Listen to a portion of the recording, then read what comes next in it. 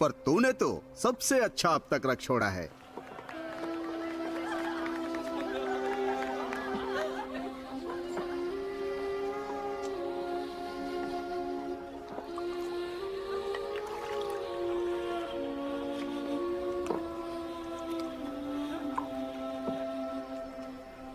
यीशु ने गलील के काना में अपना ये पहला चमत्कार दिखाकर अपनी महिमा प्रकट की और उसके चेलों ने उस पर विश्वास किया।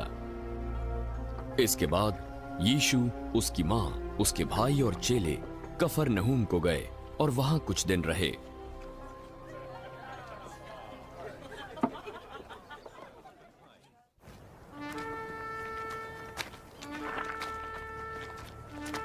यहूदियों की फसह का पर्व निकट था और यीशु यरूशलेम को गया।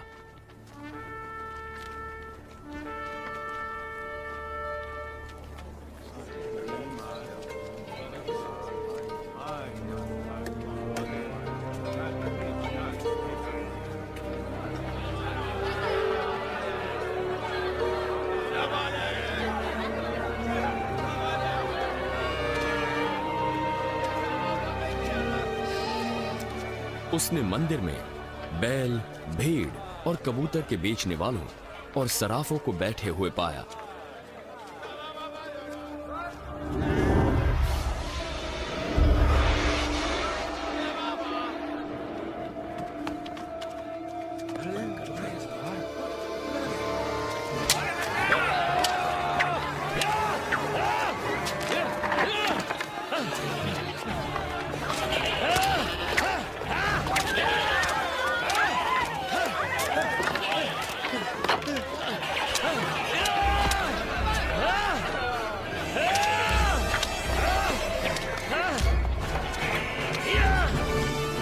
तब उसने रस्सियों का कोड़ा बनाकर सब भेड़ों और बैलों को मंदिर से निकाल दिया।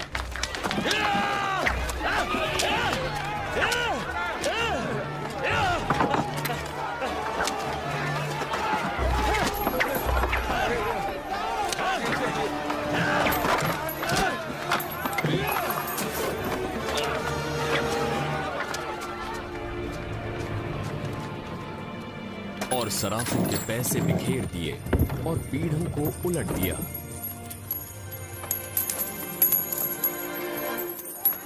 और कबूतर बेचने वालों को फटकारा, इन्हें यहां से ले जाओ।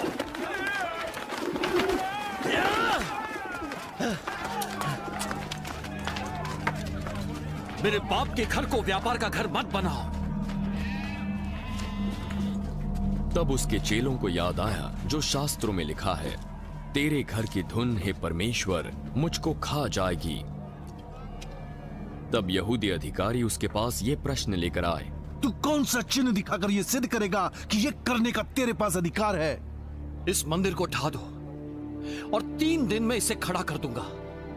क्या तू इसे 3 दिन में खड़ा कर देगा? इस मंदिर को बनाने में 46 वर्ष लगे हैं। परंतु यीशु अपनी देह के विषय में कह रहा था।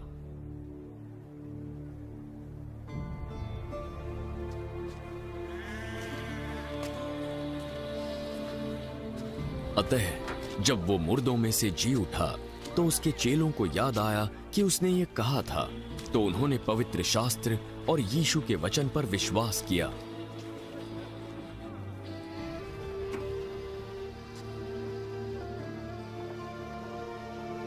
जब यीशु यरूशलेम में फसह के समय पर्व में था, तो बहुतों ने उन चिन्हों को देखा जो यीशु ने दिखाए और विश्वास किया। परंतु यीशु ने अपने आप को उनके भरोसे पर नहीं छोड़ा, क्योंकि वो सबको जानता था। उसे आवश्यकता न थी कि कोई उनके बारे में उसे बताए, क्योंकि वो जानता था उनके मन में क्या है। फरीसियों में निकुदेमुस नाम का एक व्यक्ति था जो यहूदियों का सरदार था। एक रात वो यीशु के पास आया। हे रब्बी, हम जानते हैं कि तू परमेश्वर की ओर से गुरु होकर आया है, क्योंकि कोई ऐसे चिन्ह नहीं दिखाता जब तक परमेश्वर उसके साथ ना हो। मैं तुझसे सच सच कहता हूं, जब तक कोई नए सिरे से न जन्मे वो परमेश्वर का राज्य देख नहीं सकता। मनुष्य बूढ़ा होकर कैसे जन्म ले सकता है? निश्चित है वो अपनी माता के गर्भ में जाकर फिर से जन्म नहीं ले सकता। मैं तुझसे सच सच कहता हूं,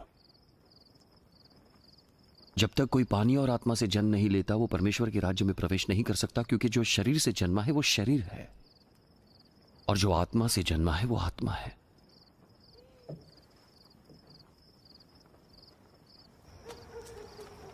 अचंबा ना करो कि मैं तुमसे कहता हूं कि नए सिरे से जन्म लो। हवा जिधर चाहती है उधर चलती है, तुम उसकी आवाज सुन सकते हो, पर यह नहीं जानते कि वो कहां से आती है और कहां जाती है। जो कोई आत्मा से जन्मा है वो ऐसा ही है। ये कैसे हो सकता है? तो इज़राइल का गुरु होकर भी इन बातों को नहीं समझ सकता? मैं तुझसे सच सच कहता हूं कि हम जो जानते हैं वही कहते हैं और जिसे हमने देखा है उसकी गवाही देते हैं, और तुम मेरी गवाही ग्रहण नहीं करते। जब मैंने तुमसे पृथ्वी की बातें कही और तुम विश्वास नहीं करते, तो फिर तुम मेरा विश्वास कैसे करोगे जब मैं स्वर्ग की बातें बताऊंगा? कोई स्वर्ग पर नहीं चढ़ा, केवल वही जो स्वर्ग से उतरा, जो मनुष्य का पुत्र है। और जिस रीति से मूसा ने जंगल में सांप को ऊंचे पर चढ़ाया, उसी रीति से मनुष्य के पुत्र को ऊंचे पर चढ़ाया जाना आवश्यक है, ताकि जो कोई उस पर विश्वास करे अनंत जीवन पाए।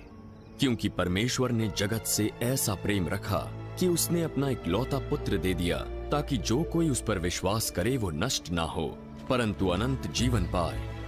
परमेश्वर ने अपने पुत्र को जगत में इसलिए नहीं भेजा कि जगत पर दंड की आज्ञा दे, परंतु इसलिए कि जगत उसके द्वारा उद्धार पाए। जो उस पर विश्वास करता है उस पर दंड की आज्ञा नहीं होती, परंतु जो उस पर विश्वास नहीं करता वो दोषी ठहर चुका, इसीलिए कि उसने परमेश्वर के इकलौते पुत्र के नाम पर विश्वास नहीं किया।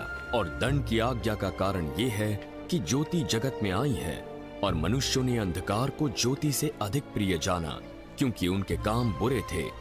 क्योंकि जो कोई बुराई है वो ज्योति से बैर रखता है और ज्योति के निकट नहीं आता, ऐसा न हो कि उसके कामों पर दोष लगाया जाए। परंतु जो सत्य पर चलता है वो ज्योति के निकट आता है, ताकि उसके काम प्रकट हों कि वो परमेश्वर की ओर से किए गए हैं। इसके बाद यीशु और उसके चेले यहूदिया देश में आए और वहां वो उनके साथ रहकर बपतिस्मा देने लगा। यूहन्ना भी शालेम के निकट एनोन में बपतिस्मा देता था, क्योंकि वहां बहुत जल था और लोग आकर बपतिस्मा लेते थे। यूहन्ना उस समय तक जेल खाने में नहीं डाला गया था। वहां यूहन्ना के चेलों का किसी यहूदी के साथ शुद्धि के विषय में वाद विवाद हुआ।